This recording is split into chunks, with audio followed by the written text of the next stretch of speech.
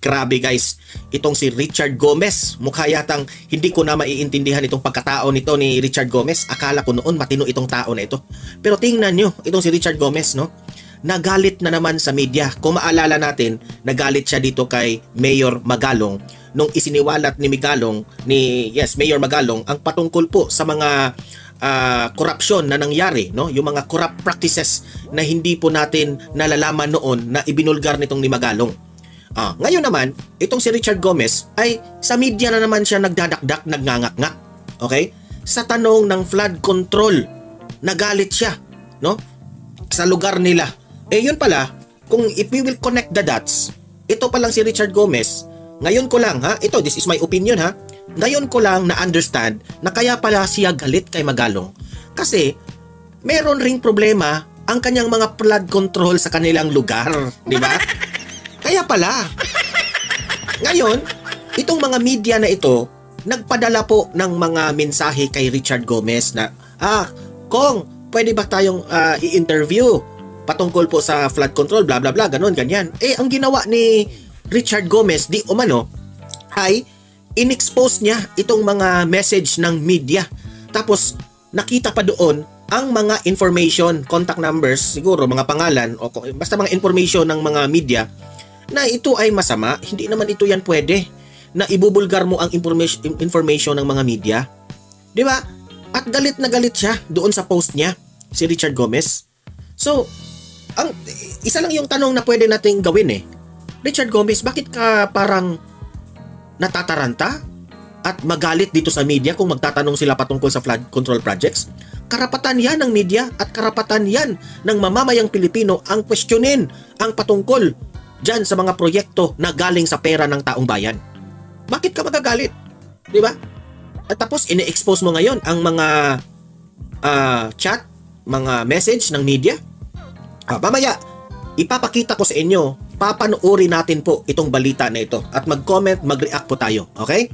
At pangalawa na ating pag-usapan is still itong si Richard Gomez na sabi ng ilan ng mga eksperto, posibleng ma-ethics complaint dahil sa pag-post sa social media itong si Richard Gomez, exposing the information at mga message ng media. Good luck sa'yo, Richard Gomez. Ay nako, yan yun pala, nung nagalit siya kay Magalong at nag-post siya ng, sabi pa ng iba, cryptic post ni Richard Gomez, yun pala, natatamaan na pala, nagka-problema rin pala. Meron na mga videos ng kanyang distrito na sira-sira rin ang mga flood control projects. Yun pala. Ay nako. Yan, di ba? Sana ang ginawa niya, tumahimik lang siya at nakipagtulungan sa problema ng flood control. Yung ginawa mo, para kang umataking aso na hindi makokontrol. Di ba? Ano ka rin epal ka rin grabe, ang mga DDS, ang taas-taas ng tingin sa'yo. Yun pala, isa ka pala dito sa mga epal na mga government officials. Di ba? Ako po'y nadismaya kasi idol natin to At sa noong panahon ni former President Duterte, todo po ang kanilang pagsuporta sa mga Duterte. Ngayon, di ko maintindihan bakit nagkaganito na si Richard Gomez. Ito, pangatlo na ating pag-uusapan ay itong mga kongresista dyan sa House of Representatives. Nasaktan. Okay? Nasasaktan po sa sinabi ni VP Sara. Ngayon, hinahamon ko si Richard Gomez. Richard Gomez, isa sa mga bumabatikos sa mga House of Representatives ng mga kongresista dyan ay si VP Sara. Sige nga. Banatan mo si VP Sara, Richard Gomez. Sige nga. Hinamon kita. Kasi ang kaya mo lang banatan ay yung media at yung si Mayor Magalong Banatan mo nga si VP Sara. Sa 2028 election, Richard Gomez, huwag kang dikit sa mga Duterte kasi ang tingin namin sa inyo, kasamahan ka na ni Martin Romualdez, kaalyado mo na si Marcos, doon ka. Ayaw namin ng isang government official na hindi kampi sa taong bayan. Okay? Ayaw namin yan. Doon ka sa kanila. Sige, banatan mo si VP Sara. Bumabanat man si VP Sara sa mga kongresista. Alam mo, Richard Gomez, ang sabi kasi ni Mayor Magalong, marami pang mga matitino na mga kongresista dyan sa House of Representatives. Hindi niya nila lahat. Hindi ko na maintindihan sa'yo. Kung matino ka, hindi ka sana magalit. Kayon, natuklasan na sira-sira pa rin pala yung mga flood control nyo dyan, di ba? Tingnan nyo si Kong Pulong Duterte. Naglatag ng ebidensya, resibo, pinakita sa inyo. Sobrang matibay at maganda yung flood control. Kaya nyo ba yun? Simple, di ba? So ito, last but not the least na ating pag-uusapan ay itong si Vice President Inday Sara Duterte. Nagkomento na sa pagkatanggal at sa pagkasibak nito ni Torre bilang Chief PNP. Ayan, okay?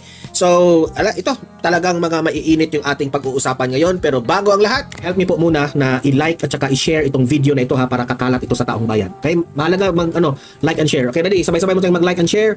1, 2, 3, go! Ayan, naka-like and share na ba? And sa mga bago pa lang dito sa aking channel sa Donmar TV, mag-subscribe na po kayo kung first time nyo itong napanood, no?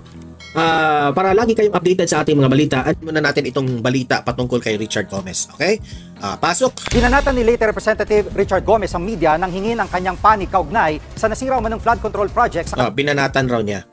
Bakit mo babanatan? Pasalamat ka pa nga sa media na kinunan yung opinion mo, yung side mo. Ang media po ang nakakatulong na bigyan ka ng airtime na malaman ang inyong side. Bakit ka magagalit, Richard Gomez? Hindi ko nga maintindihan. Parang kang guilty na hindi ka naman inakusahan. Diba?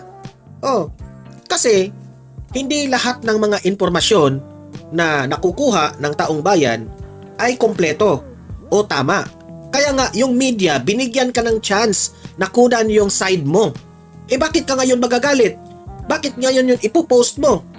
Na parang sinabi mong may bla bla bla, may nagdidikta na siraan ka. Hindi naman. Wala namang ganun kaming ginawa. Diba? Hindi siyempre, kaming mga vloggers, nagtataka kami, nagtatanong kami ngayon, bakit ka nagkakaganyan? Ano bang nangyari, kapatid? Idol ka pa naman namin, wag ka namang sobrang pahiya dyan, pa-epal dyan, di ba? Nilang lugar, Git ni Gomez nila may nagkukumpas daw sa media. Mayroon daw nagkukumpas sa media. Alam mo nga, alam mo Richard Gomez, advantage ka pa nga artista ka. Itong mga media na ito, galing ka na dito. Di ba? Dito ka nagtatrabaho Dito sa mga istasyon na ito Kasamahan mo ito dati. Mga kaalyado mo ito. Pasalamat ka nga, tinatanong ka, kinukuha yung side mo. Bakit ka ngayon parang onion skin ka? Di ba? Hindi ko maintindihan Para puntiryahin siya. Live mula sa TV5 Media Center, nangunguna sa balita si Rainiel Pawit. Rainiel, ano pang sinabi ni Congressman Gomez? Jiggy, binanatan nga ni late Representative Richard Gomez itong ilang miyembro ng media na humingi sa kanya ng pahayag o panayam. Dito nga matapos nga nito nasirang flood control project sa kanyang distrito. Imagine that one. Merong nasira na mga flood control project sa distrito mo, Richard Gomez. Ngayon, ang media, tinatanong ka the details about this. Kasi karapatan naman ng taong bayan na malaman yan Gusto malaman ng taong bayan bakit nasira. Sino ang kontraktor? Sino ang utak nito sa pagtayo ng flood control na yan, Gomez? Bakit ka ngayon binabanatan mo ang media? Pasalamat ka nga. You must be grateful na merong media na gusto kunin yung side mo. Di ba? Kung merong media na gustong magtanong, mag-interview sa inyo, sagutin mo. Ipaliwanag mo. Bakit ka ngayon galit na galit? Di ba? Ano bang ikinagalit mo sa media? Sila lamang po ay nagtatanong. Ako rin, nag-warning lang tayo dito sa media, huwag kayong magpalabas ng fake news kasi. Okay? Huwag kayong magpalabas ng fake news. Ikaw naman, Richard Gomez, sabihin mo ang totoo.